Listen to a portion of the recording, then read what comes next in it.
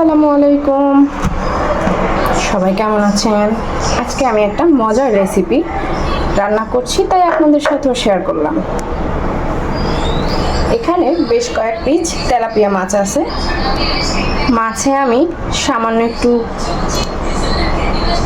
জিরা গুঁড়ো দিয়ে দিয়েছি, সামান্য একটু মরিচ গুঁড়ো দিয়ে দিলাম। এবার দিয়ে দিব হলুদ গুঁড়ো আর লবণ। স্বাভাবিকভাবে আমরা যেভাবে মাছ রান্না করি জাস্ট ওইটাই, শুধু একটু ধনিয়া গুঁড়ো জিরা গুঁড়ো দিয়ে দিয়েছি এই কারণে যেহেতু তেলাপিয়া মাছ আর আমার খুব বেশি এটা পছন্দ না, এভাবে রান্না করলে খেতে ভালো লাগে এই আর কি। ভেজে নেওয়ার জন্য কড়াইটা গরম দিয়ে পরিমাণ মতো তেল ব্যবহার করছি এবং মাছটা ভেজে নেব।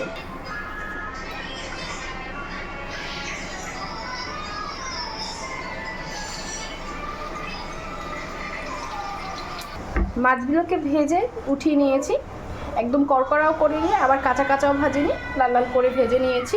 আর এইদিকে ওই কড়াইটা উঠিয়ে আর একটা কড়াই দিয়ে দিয়েছি মাছটাকে মশলা দেওয়ার জন্য। মাছ ভাজার তেলটা এবং সাথে একটু তেল অ্যাড করে দিয়ে এবার দিয়ে দিচ্ছি পেঁয়াজ কুচি। আপনারা চাইলে পেঁয়াজ বাটা দিয়েও রান্না করতে পারেন, তবে আজকে আমি পেঁয়াজ কুচি দিয়ে রান্নাটা করব। তবে পেঁয়াজ বাটা দিয়ে রান্নাটা করলেই রান্নাটা বেশি ভালো হবে। আমার আসলে পেঁয়াজ বাটা নামাতে একদমই মনে ছিল না, আর এখন নামালেও হবে না। পেঁয়াজটাকে একটু হালকা লাল লাল করে ভেজে নিয়েছি। এরপরে আমি এখানে একটু পানি ব্যবহার করছি। পরিমাণ মতো ধনিয়া গুঁড়ো ব্যবহার করছি। আপনারা চাইলে ধনিয়া বাটাও ব্যবহার করতে পারেন, তবে আমি ধনিয়া গুঁড়াটাই খাই। লবণ দিয়ে দিলাম স্বাদ মতো, মরিচ গুঁড়ো দিয়ে দিলাম পরিমাণ মতো, হলুদ গুঁড়ো দিয়ে দিলাম পরিমাণ মতো রসুন বাটা, সামান্য একটু আদা বাটা, না দেওয়ার মতো, আপনারা চাইলে আদাটা স্কিপ করতে পারেন। জিরার গুঁড়ো যেহেতু প্রথম দিকে একটু দিয়েছি মাছের সাথে, এবার একটু কম দিয়ে দিলাম। এবার মশলাটাকে খুব ভালোভাবে কষিয়ে নেব। মশলাটাকে খুব ভালোভাবে 2-3 বার কষিয়ে নিয়েছি। এবার আমি এখানে যেটা সবচেয়ে মজার জিনিস, সেটা রেখা এবং আলু কেটে রেখেছি, এটা আমি এখানে দিয়ে দিচ্ছি। কেটে ধুয়ে পরিষ্কার করে নিয়েছি, এটা এবার দিয়ে খুব ভালোভাবে কষিয়ে নিব। খুব ভালোভাবে মশলাটা মিশিয়ে নিয়েছি, এবার ঢাকনা দিয়ে কষিয়ে নেব। ননস্টিকের সব হাঁড়িগুলো ফেলে দিলেও ঢাকনাগুলো কিন্তু একদমই ফেলে দিইনি, খুব যত্ন সহকারে রেখে দিয়েছি। মশলাটাকে খুব ভালোভাবে সবজির সাথে কষিয়ে নিয়েছি। ফাঁকে হালকা একটু পানি দিয়ে আবার একটু কষিয়ে নিয়েছিলাম।